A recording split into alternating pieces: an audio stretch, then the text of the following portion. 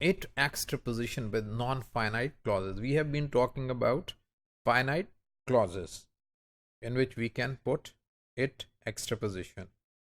We have seen, or we have concentrated on extraposition involving finite subject clauses.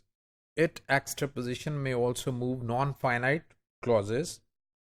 In the last paragraph that we've been referring to, we find, for example, sentence, and then it starts with a sentence bar for them to remain alert. So we have a non-finite to remain alert and idle at their post for 4 solid hours each night, simply out of pity to Sir Edward's.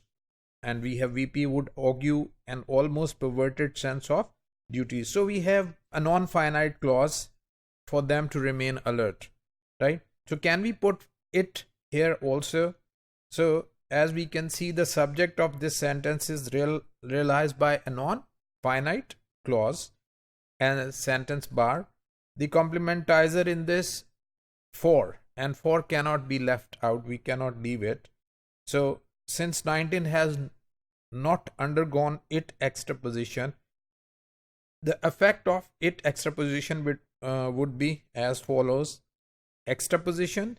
So we have sentence, we have empty space would argue an almost perverted sense of duty, and then we have sentence bar for and sentence them to remain alert and idle for 4 solid hours each night, simply out of pity to Sir Edward's, right? So we have a space, we can put here it and make it an extraposition.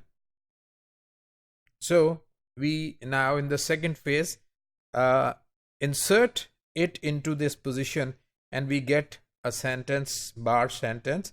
It would argue an almost perverted sense of duty for, and then we have again the sentence bar for for them to have.